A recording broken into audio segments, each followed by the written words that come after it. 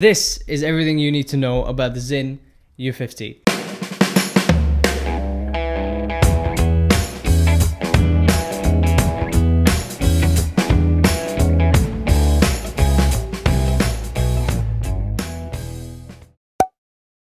Let's begin with some context. Now, Sinn sent me this watch for the purpose of review, and they have no expectations, guidelines, or influence on the actual review. This video is not sponsored, so I am going to say exactly what I want. So the Sinn U50 was launched in 2020, and this was not something revolutionary. This was an answer to people asking for a smaller diameter U1. Now, the U1, launched in 2005, is one of Sinn's most popular, recognizable, and accomplished watches. It has a diameter of 44 millimeters, whereas the U50 has 41. It's the exact same watch otherwise, apart from one big caveat. The U1, U stands for U-boat, which means submarine, and that refers to the steel in which these watches are made, so submarine steel. But U1, 1 stands for 1 kilometer of depth rating. But the U50, so what's 50? It's not 50 kilometers, it's 500 meters. So this has half the depth rating of the U1, but yet it's called the U50. Now, for continuity, you'd expect this to be called the U1/2, or maybe the U.5, but 50 has a much nicer ring to it. And also it sounds bigger and better than the U1, even though it's not. Now, the reason that this has half the depth rating is because it's a smaller watch, it's a smaller case, and the thickness particularly is quite a bit less, and that's the sacrifice you make for having a more wearable watch. Now, does this make any difference to anyone? 500 meters, 1 kilometer? No, but it's just bragging rights, and you can be the judge of that. Now, this steel, the U-boat steel, this is ThyssenKrupp style. ThyssenKrupp is a German steel manufacturer, and they have many different areas in which they manufacture steel, so particularly submarine steel. So that's why this is basically German submarine steel. Now, a lot of dive watches or companies that produce dive watches only care about the depth rating, because that's the only thing you state when you're selling or branding a dive watch. How deep can it go? Sinn really takes the true essence of what a dive watch is meant to be and really places the watch in the context of where it's supposed to be used, and then makes the watch. And that's kind of evident in their choice of using German submarine steel. So the steel that is meant to be underwater, made for submarines, that's probably the most appropriate thing you can use to make a watch. And that's exactly what they did. So for anyone interested, this is 100% austenitic steel, and it's extremely corrosion resistant and very anti-magnetic, very much at home in deep salt water. Now let's get on to the actual specifications of this watch. So we have a case diameter including the bezel of 40.8 or 41 millimeters, and without the bezel it's a clean 40 millimeters. From lug to lug it's 47.1 millimeters, and the actual lug to lug including the end link is 50.5 millimeters. Now here's the thickness at 11.1 millimeters, so very thin. And here's a shot of the superluminova. Because of the large hands and well markers in the dial, there's plenty of lume and it's quite long lasting, although it's only very bright for the first few minutes. Now the movement used by this piece is the Sellita SW300, and it's quite a standard Swiss movement. It's got about 38 to 42 hour power reserve. Over the last few weeks, I've seen an accuracy of about less than 3 seconds a day, plus 3 a day, and that's very good. Now I'm going to highlight some things I really like about this piece. Let's begin with the dial. Now the watch itself is very circular, but on the dial everything is a rectangle or a square. The surface is matte black. I think this matte black surface was a very functional choice, because in order to really harness the potential of the AR coating, which is superb on this piece, you've got to not have a reflective dial, because that defeats the purpose. And as a diver, you really want visibility to be your priority. So the AR coating on the crystal is double-sided, and the crystal is a sapphire crystal. And you pretty much can't see the crystal in most lighting. Now there's something important to be mentioned here. Since this is so good at reflecting light, if you have any smudges or fingerprints whatsoever, you will notice that first thing, because otherwise you can't see the crystal. So that's the most obvious thing to you, anything on top of the crystal. Now this is not an important factor on most watches, because you have a lot of reflection going on anyway, and you don't notice the smudges, the dust, and the fingerprints. But here you really do. And if you want to keep this watch clean, it's not that easy. The thing is, it will be as clean as any one of your other pieces, but it's only this piece that you'll notice those fingerprints. Now back to the dial. I particularly love the Sinn logo because of the font. For what this watch is, a very functional piece, you would expect it to be blocky and overtly visible, but it's not. It's got a bit of flair. So the hands kind of remind me of Lego. I really like the style of the hands, particularly because they're very distinctive, and all the markers follow a symmetrical notch theme created by the syringe styled hands. I really like the unframed date aperture with a matched matte date wheel. As in the context of a tool watch, if you need to know what the date is underwater, then you're long dead. Now the first thing you notice in the dial are the large lume-filled syringe hands. Well, that's not exactly accurate because they're not lume-filled so much as lume is present on top of them. So typically when you look at hands and lume, there's a wireframe and there's lume literally dried across the wireframe, kind of like a soap bubble. Imagine you make a soap bubble with your hands. So you stretch it across and let's say that dries and it hardens. That's exactly how lume is typically applied on most watches. So for example, like the Sinn 358 here, that's what you see here, a wireframe and lume in between. But here the lume is kind of like a whiteout tape that is applied on top of the surface of the flat hand. So it seems like the hands are very much solid and they are polished. Well, they've got this glossy texture to them, which is a nice contrast with the rest of the dial, but it really looks like the lume is white out applied on top, which is quite unique. Now the thing about this, as you can see in the close-up, the lume application is not very precise. At least the line in which it begins, it's not dead straight. Now I don't know if that's the same with every watch or whether it varies, so you'll have to look out for that. Now you probably already noticed the stark contrast of the squared seconds hand. It is quite different. Now it's not just the square on the hand, but the lume application before and after the square. Typically when you have a lume pip on the seconds hand, that is filled with lume and not the bits before and after. So this is, again, something quite different. I think they did that to create separation between the seconds hand and the hour hand because they could look similar, I guess, underwater perhaps. Now the tegament bezel. Now this U50 is the base spec U50. So you can spec the U50 like this. Well, you won't spec it if you get the base spec, but the next one up is a complete tegament case and bezel. Or you can go with the SDR, which is the matte black everything. But you could also get a tegament bracelet. So this is the base spec and that comes with just the tegament bezel. Now I've been saying tegament a lot. What is tegament? It's Sinn's surface treatment in order to really harden the steel. So this is even harder than, well, the regular submarine steel. So this makes it extremely scratch resistant because it's very hard and it's very corrosion resistant as well. I've not managed to scratch any bit of this watch, so I don't know if they really needed to do the tegament bezel on the base spec because the case itself is a sandblasted matte finish and really doesn't pick up scratches. So back to the bezel.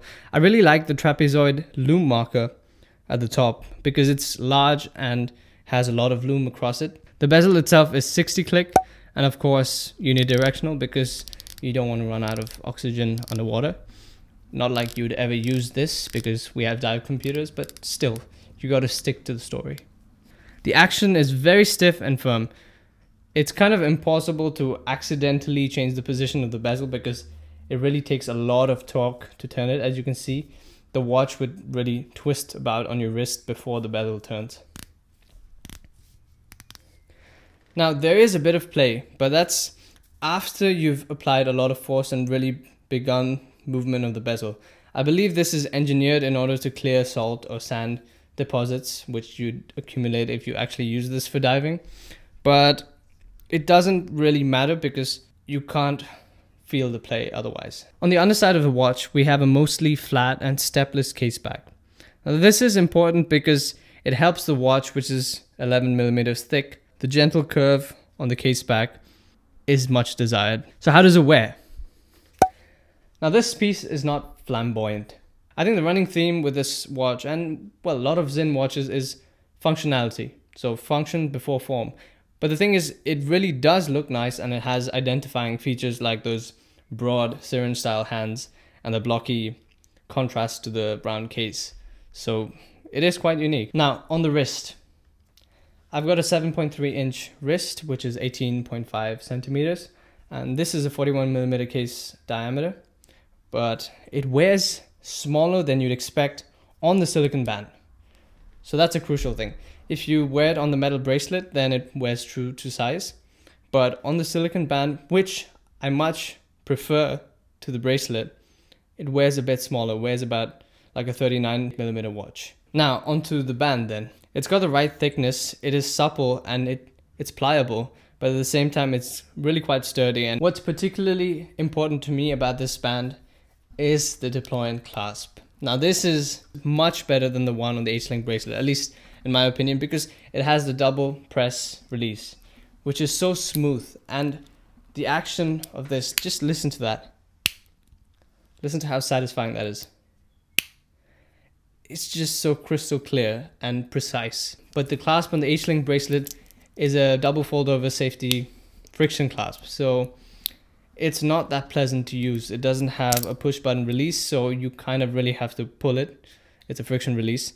And I really dislike that on all watches. Now I do understand this is a dive watch, so it is kind of necessary to have a double fold over safety clasp. But is anyone really taking this in the ocean? Well, perhaps there are people, but I'm not one of those people, and I'd much rather prefer this clasp. Now, you've probably noticed that this clasp is quite thick, and that's only because it has a diver's extension. So, if you take a look, you see this pop out. And there you go, that's the diver's extension. And now the diver's extension is literally about half the thickness of the clasp itself. If they didn't have this, it would be a lot smaller. But I don't really mind that. It doesn't bother me because it contours well on the bottom of your wrist, so it kind of helps the watch stay put on top of your wrist. Now another thing about the silicone band and the metal H-Link bracelet, they're both the same price, and this kind of baffles me because I do understand the quality behind this band and I much prefer this band, but it's odd to have it the same price as a full metal bracelet. Whenever you buy a watch, at least from the perspective of a watch enthusiast, you always go for the metal bracelet. You always want the full set, and you feel like it's the full set with the metal bracelet because you can always add links or resize it. And when it comes to selling the watch, it's worth a lot more with the bracelet because this is sized to your hand, and when you size it, you have to cut the rubber. So, and people generally don't like to wear other people's bands or straps. So generally metal bracelets are kind of the standard when it comes to buying a watch. So you kind of feel forced to buy the metal bracelet when you buy a watch new, and if you really want the silicone band, you add that on top. And I think it's quite expensive if you do that. It's kind of cost prohibitive to get this and the metal bracelet. If you're really not going to sell the watch, then you should be happy with the silicone band, of course, but you still feel like you're getting more with the bracelet. And that's kind of the paradox here. And I don't like that they're both the same price. And the reason I don't like the bracelet is because of the clasp. So if Sinn could actually refresh the clasp on the bracelet, then I'd easily recommend getting it on the bracelet.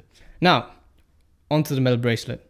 The links on the bracelet are solid and screwed, but they've got a hexagonal screw head, so you need an Allen key. And you get 2 Allen keys with the bracelet. Now, there's actually an internal clearance between the screw and the bore of the links. So you do need both Allen keys in order to turn and unscrew the links. So you use one Allen key in order to just hold the other end of the screw in place, because otherwise it'll just keep spinning inside the bore. And then with the second Allen key, you actually begin to unscrew the screw. So this is kind of a genius mechanism if you really think about it, because this way you have no torque being applied onto the screw while wearing the watch. Your watch keeps moving on the wrist and the links keep flexing, but the screw is not fixed to the link, so there's no torque being applied on it during regular wear. But the issue with this is that it's very difficult to size. Now, you do have to do it only once, but it is a pain. And it took me about 25 minutes to get 2 links off, but luckily I just had to get 2 links off. Speaking of bracelets and bands, how do you like the U50 on NATO's? Particularly our standard time horology NATO straps. You can shop these straps with the link in the description, and if you'd like to support the channel, this is a good way of doing so.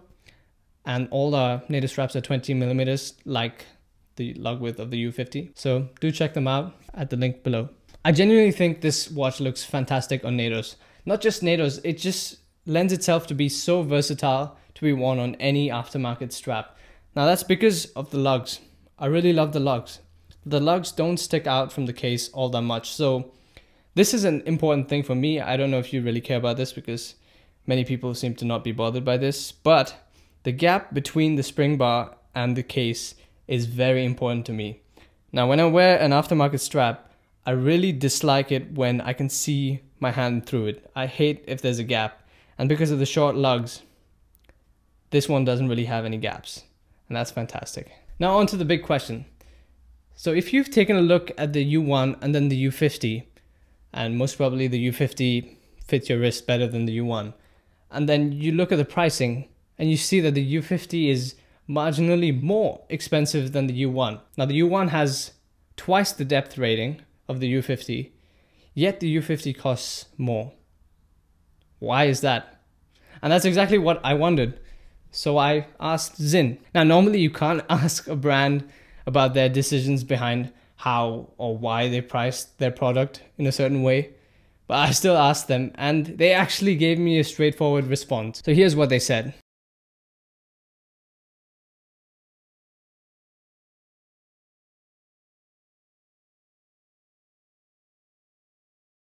So yeah, straightforward answer. And that's exactly why the U50 costs a bit more than the U1. So now let's consolidate the thoughts on the U50 and come up with a conclusion. So let's go over some of the highlights and what I don't like about the watch. Firstly, this is the most intentional and purpose-built watch that I can think of and that I've reviewed thus far.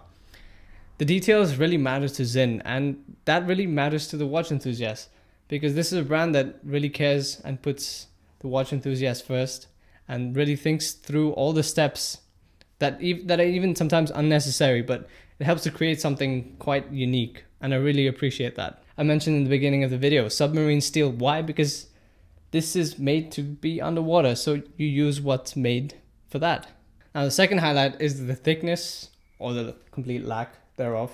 500 meters of water resistant, and it's much thinner than the Submariner. It's great. Now third, the AR coating on the crystal. This applies to I think almost all Sinn watches, but it really is quite shocking. Like, I can't see the crystal right now. Now what I not like, did I mention that I don't like the bracelet? Yeah, that's pretty much it. The clasp of the bracelet and the bracelet in general, I'm not too much of a fan of, and I do hope that they revise, well, at least the clasp. So that's pretty much the review there of the Sinn U50.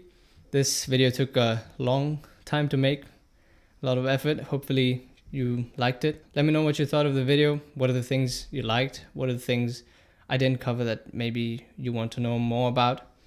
And thanks so much for watching. Do check out our standard time NATO straps, and see you in the next video. Cheers.